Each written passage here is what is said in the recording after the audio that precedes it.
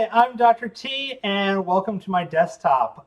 This is going to be a little bit of a different video, or really video series, than I've done in the past.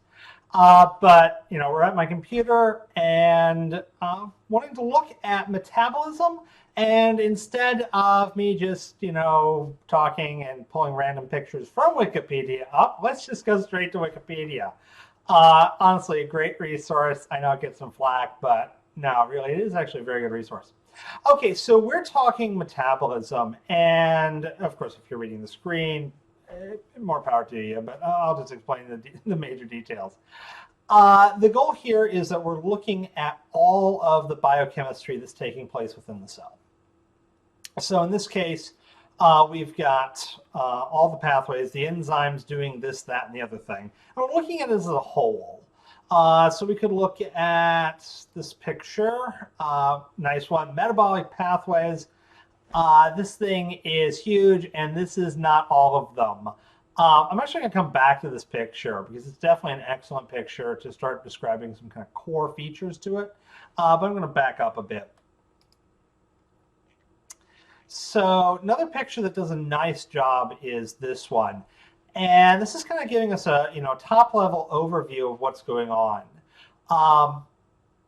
And it's maybe a little simplified. I'll jump into where, a little bit more details. But when it comes to metabolism, what we're looking at right now is called catabolism. We're going from complicated molecules down to energy. So we're making them simpler, and in the process, we're going to get energy out. To go in reverse, that's called anabolism. You're using energy in simple molecules to build complicated ones. And obviously, cells are going to be doing both. But this kind of shows kind of the highlights of catabolism, which is really what we're going to focus on. And that is we're going to go from the polymer, whether it be a protein, polysaccharide, or a fat, which I mean, okay, fats aren't polymers, but you get the basic idea. They're then going to be broken up in their constituent parts. So amino acids, monosaccharides, fatty acids. You're like, well, what about the nucleic acids? Those really aren't used much for energy. They can be broken apart. They can go into the pathway, at least in part, but you're mostly just disposing of them in that case. You're not really using them for energy. But once again, you can still dispose of them. Don't get me wrong. Okay, so we're going to be looking at a couple of them.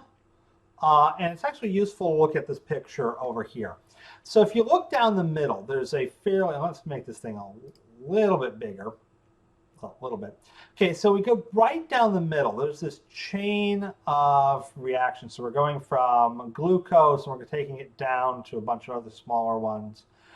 This is called glycolysis if we're going down the path.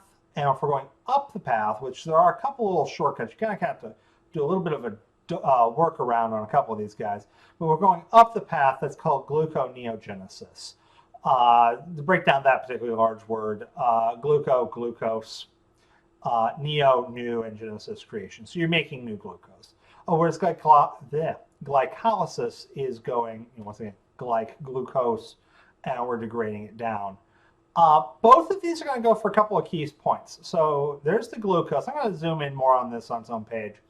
But you got the glucose. You'll notice how there's a lot of stuff feeding into it. All kinds of various carbohydrates. The amino acids are going to be sticking in here as well. You've got a lot of different things going into this. And this is what we're going to learn this one. Oh, not in detail. We're only going to do a couple of key points. But this really becomes a central trunk. One of the ideas that cells have is that if you've got 12 things, we're going to make it as simple as possible. We're going to turn a bunch of things into the same thing and then process that, or turn them into something while you're processing it. That way you don't need completely different machinery.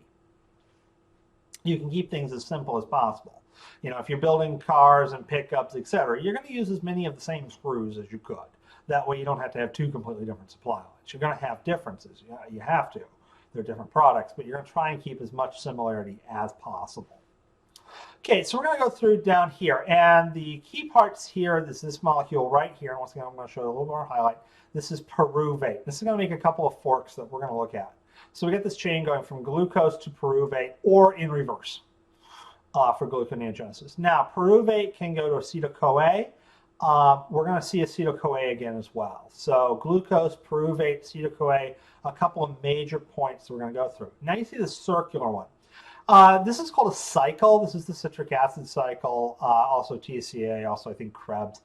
Different folks call it different things. Anyways, the goal here is, the reason it's circular is you'll notice that you take acetyl-CoA, you make citrate, you do a bunch of things, and then eventually you get this oxaloacetate, which is what you use to react with the acetyl-CoA to make the citrate. So your end product is your starting product, which makes this rather interesting quirk. So this citric acid cycle, this is going to give us lots of reduced electrons. So we're going to take NAD, we're going to add a pair of electrons, we're going to make it to NADH. This is one of our cofactors.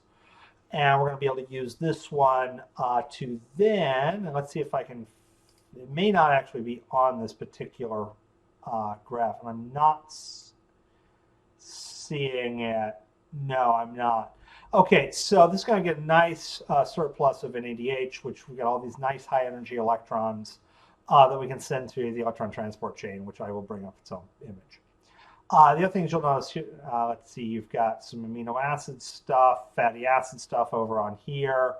Fatty acid synthesis, that's going to and from acetyl-CoA, and we'll talk more about that here in a few videos.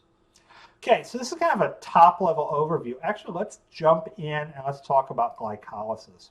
Actually, that video is a bit too long, so let's cut this here, and then in the next video, I will jump into glycolysis.